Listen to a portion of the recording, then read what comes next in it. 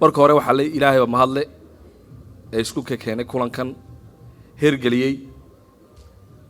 dhamaanteen halkan isku keenay ma hadle marka hore mar labaad waxaan gaar u salaamayaa wafdigan uu gudoomiye Faysal Ali Waraabe iyo gudoomiyaha hay'adda shaqaalaha gudoomiyaha maxay ahaydeen gobolka Sanaag wasiirkii hore musharaxii xusbiga Ucud iyo dhammaan marjarafeedka halkan jooga waxa la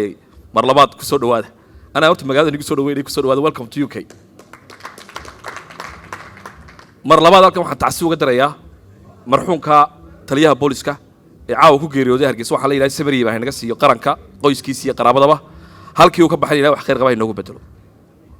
أنت أمريكان كجود بو كل هذا البدن وما كحين إن سومالو ترى هذا البهوس كيف ترى سومالو ما تهلك واحد سكون بدوا إنه يسود وينو وفتجن وحوجها Jaqafjaqafta oo shanqar beelaa ka dhacayna waxoogaa ka naano horta nabadda dadku aad uga hadleen horta nabadda UK ragbi gacanta ugu jirtaa inuu ka deenadu gacanta ugu jirtay nabaddu nimanka Ingiriiska joogay martida u nahay qariibka u nahay nabaddu gacanta ugu jirtaa halka waxba la iskuma yeelo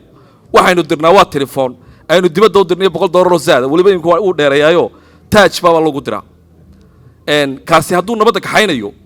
oo Soomaaliland nabadda ka xaynayo marka hore Soomaaliland lagu kuway taagnayn أنا واحد الله ينيك هالكين تبغى كدري سومالنا دي بوجي سنكرا واحد يكرم معها واحد شرنا معها أو ده هدي سومالنا نيك هالكين شوجا ودومين كرو ده هدوميو ما بدومين كرا لا يارو تعال بملأ هالكين بوم مرتي كويا قريب كويا يسقون بعافات كيسكو حبي مركا قيب سنان تبولشة مركا لا يجو قرب شوك تلا يجنا أنا واحد الله قيب سنان تهلا كو قيب سنتين وحالي واحد نيسو كورني سامي ترتوا عن تلاحما هاي يعقد إذا كدحدينا وتكلا حبال السيج سانون halka ninka tabaniga kale isaga aasiyo dariskiisa dalka gudihiisana arintan halkan taala ma taalo dadku waa uliyo diirkeed waa inay walaalkii waa inay abtigi cid qaybsami oo ku kala qaybsan deegaanka ma jirto laakiin wax kastaba oo adduunka dhaca wuxuu leeyahay xal iyo dawlad Soomaaliland waxay ka soo doogtay ay ka soo badbaaday intan in ka daran oo ka liidata maanta subag kugu daaday weeyaan nimca inagu daatay maanta waxa la dalkeen nimca fadhida anu ma arka wax dhibaato oo maanta aynu dalkeena uga wabino inakuna ku qaybsano xusbiyadan waxa leeyahay oo inta badan dadku ay carabka ku adkeeyaan ay dhaad xusbiyada dadka qaybiye xusbiyadu dadka ma qaybin baan u qabaa may qaybin xusbiyadu dadka may qaybin xusbiga cod buu doonayay uu tartamay waa la kala helay dalka waxa ku guuleystay xusbi baa ku guuleystay maadaama xusbi ku guuleysto madaxweyne qaran uu dalka ku soo baxay xusbiga waxa looga fadhiyaa madaxweynaha qaranka inuu ururiyo inta wax tabanaysa inta xusbiyada codkoogi amba la waana nalaga helo codka ninka codka laga helo qof kastaba wax buu taban karaa waxay ahayd ninka guushu raacday dadka inuu urursado oo umada ururiyo waayo gacanta waxa wadanigu ma jiraan cunno gacanta ugu ma jiraan waa xusbiyo doorashadii way dhamaatay marka Jaqafjaqaftaan waxa halka hawadu marinaya madaxweynaha leeyahay Jaqafjaqafta madaxweyne ka saar baan leeyahay dadka haddii wax tabanaya mas'uuliyaduna waxay ku ururaysaa waa madaxweynaha annagu haddaan dhibaato dhaqameedna nabaddu waa astaanteeda wax aan nabad ahayn oo ku wada shaqayn karnaa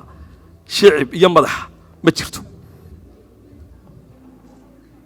gudoomiyaha gobolka Sanaag Timbro waxaanu joognaa sanadkii hore aanu joognaa Ceerigaabo gudidii halka nabadda u tagtay baan ahay beelaha qarxaajis matalaysay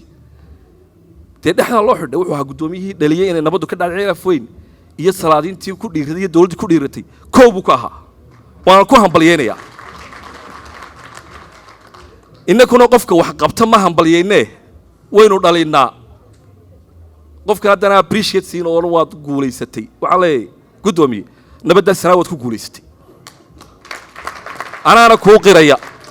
adigii intii qarankee ka hawlgashay iyo madaxweynaha jamhuuriyadda Soomaaliland nabadda halka taalo way ku guuleystay waxa haray waa intii xaalka ahayd marka waxa la xaajin imaan ogeyn ishu ka rida qurba joogtaana midun baa faraya kullayde isku wada haybayno Soomaaliland loo yacdilaa asxaan waa qoys kaliya abti adeer iyo aw dhamaanteen reer baynunay beeshan dhexe la xamanayo waxa la hadaynu qarannimada weyno alla qarannimada kala gabanaayo qarannimada wax ku nahay nin kastaba qoyskooga wadamada gelinaya kadibna waxa noqonaysa waxba yahay nin kastaba qaranku wax ku yahay hadduu suldaan yahay hadduu madaxweyne yahay hadduu shicib yahay hadduu qaranka wax lagu wadi war qaranka ma wada yeelashana qaranka ma wada ilaashanay baalaha iska taagna qoladiina qurbaan waxaan leenahay qurba joog baanay ilmaadeen caafimaadkiina wuxuu ku jiraa inaad dalka nabadda iyo wanaagga u fartaane aad naxligiyo kafta ka fadhi ku dirirka aad joojisaan ood colaadan aan dhigna ku daadanay qurbaan ka dhacday ee hadda dhiig ku daaday hadduu dhiig ku daadan waxa meetay meel qolo qotiis dil lahayn bay ee marfishada taalla iyo guryaha taalla ee wasaabada taalla wax alla iyo waxay soo kordhinaysaa mid caafimaadkiina ku wayna dhiig kar baa ka wada qaadsanay xanuun waxna qaban kari maysaan Somalilandna cid burburin karto oo nabadeeda carqalad gelin kartaa ma jirto ilaahay waaxid kaan ahayn rag baa gaar ka haya rag baa u gaanshaaman rag baa kaadida u soo cabay Soomaaliya kaadida soo cabay qarannimada kaadida loo soo cabay from loo yacdil la saxanood marka waxaan ugu waaninayaa madari caafimaadkiina xuman waxaan ku hadalkayga ku soo gabagabaynayaa oo hadalkayga ka baxaya dalka waynu wada joognaa waynu iska war haynaa waynu isognaho iyo door waxba ma kala qarsoona aba iskuul meel ma wada saacto warna iskuma seegana waar qoys baynu nahay qoyska fagine isduubka aan ku hayno hadii ka nin kastaba isaga roorkii uu dhexdooda waxba ku noqonayn qoyska wax ku nahay Suldan waxa ku hay qoyska qarankaygu waxa ku qabiilkii waxa ku yahay qaranka marka qaranka aan wada rashano wa salaamu alaykum wa rahmatullahi wa barakaatuh